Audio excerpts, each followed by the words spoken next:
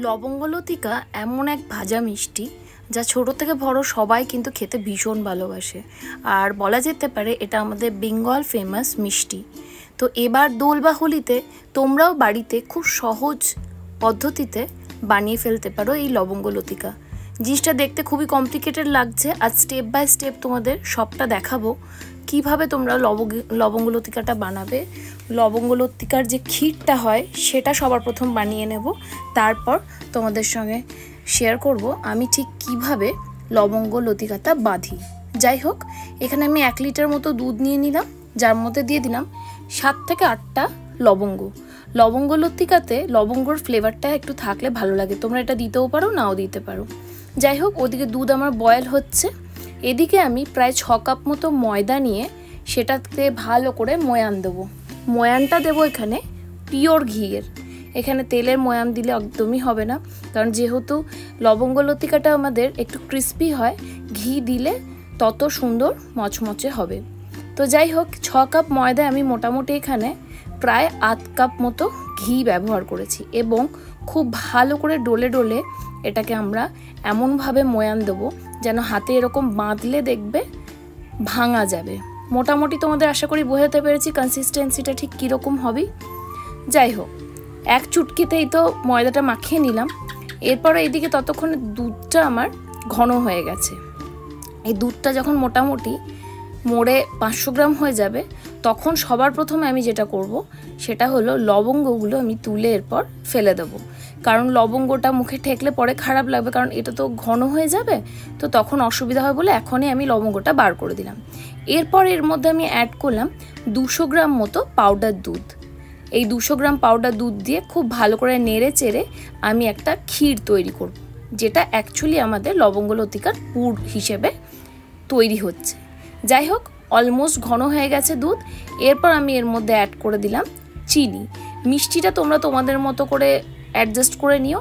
এখানে লবঙ্গলতিকাতে মিষ্টিটা একটু বেশিই লাগে, কারণ বাইরে কোটটাতে সেভাবে মিষ্টি থাকে না, তো অল্প একটু শিরায় ডুবিয়েই তুলে নিতে হয়, সেই জন্য চিনিটা মোটামুটি এখানে আমি 2 কাপ মতো ব্যবহার করলাম।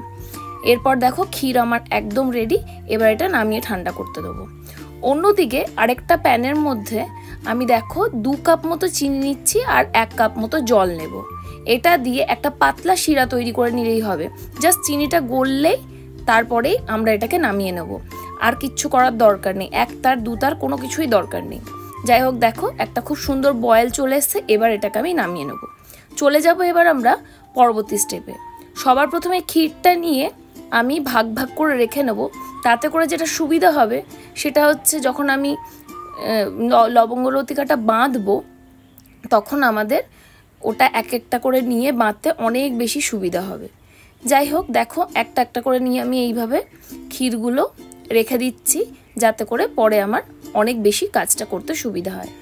তোমাদের সঙ্গে কথা বলতে বলতে আমার অলমোস্ট কিন্তু সমস্ত ক্ষীরগুলোই একটু একটু করে ভাগ করে রেখে নেওয়া হয়েছে। এরপরে আমি চলে যাব পরবর্তী স্টেপে। তবে আরেকটা জিনিসও বলে রাখি, এই পর্যায়ে যদি এটা হাতে বেশি লাগে, তোমরা চাইলে একটুখানি হাতে ঘি মাখিয়ে নিতে পারো, তাতে করে কাজটা করতে সুবিধা হবে। যাই হোক, এবার পরবর্তী স্টেপে একটা করে লেই কাটবো, তার মধ্যে লুচির আকারে বেলে নিয়ে ঠিক স্টেপ বাই স্টেপ যেভাবে তোমাদের আমি লবঙ্গলতিকাটা বাঁধা দেখাচ্ছি, ঠিক সেইভাবেই তোমরা এটাকে বেঁধে নিও। ব্যাস, খুব ইজি হয়, মানে এর থেকে সহজ হয়তো আর কিছু হয় না। তবে হ্যাঁ, বাঁধাটা একটু ট্রিকি, সেটাই তোমাদের এবার পরবর্তী স্টেপে আমি দেখাবো। দেখো, একটা করে ক্ষীরের গোলা নিয়ে মাঝখানে দিয়ে দিলাম। সাইডটা যাতে খুলে না যায় সেই জন্য হালকা একটু জল নিয়ে গোটা লুচিটার সাইডটাতে আমি ভালো করে লাগিয়ে নিলাম।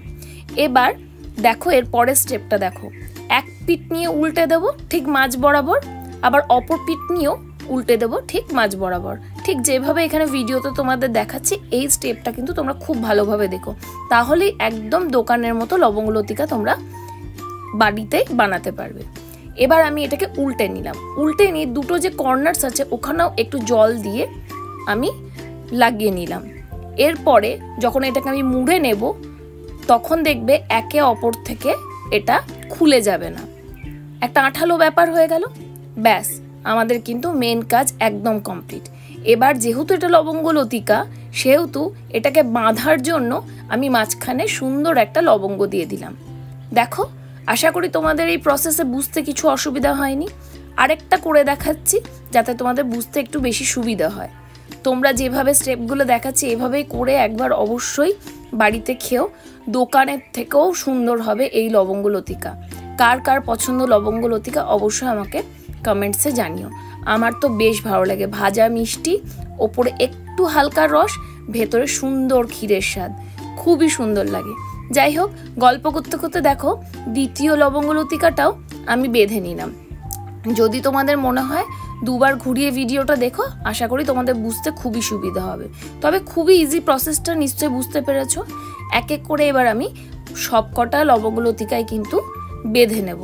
আচ্ছা, তোমরা কে কোথা থেকে আমার ভিডিওস দেখছো অবশ্যই আমাকে কমেন্টসে জানিও।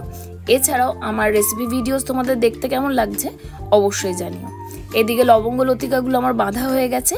একদিকে কড়াই অলরেডি আমি তেল গরম করতে চাপিয়েছিলাম লো টু মিডিয়াম ফ্লেমে। একদমই হাই ফ্লেমে গরম করবে না, তাতে করে কিন্তু বাইরেটা পুড়ে যাবে, ভেতরটা সেদ্ধ হবে না। লো টু মিডিয়াম ফ্লেমে এক একটা ব্যাচ লবঙ্গ লতিকা ভাজতে আমার মোটামুটি লেগেছে 30 থেকে 35 মিনিট। Yes, you heard it right. তোমাদের একটু সময় লাগবে, বাট ফাইনাল রেজাল্ট কিন্তু দুর্দান্ত আসবে। পাল্টে পাল্টে এরকম করে লো টু মিডিয়াম ফ্লেমেই কিন্তু তোমাদের এটা ভেজে নিতে হবে। এতটুকু তাড়াহুড়ো করলে কিন্তু লবঙ্গ লতিকা একটুও ভালো হবে না।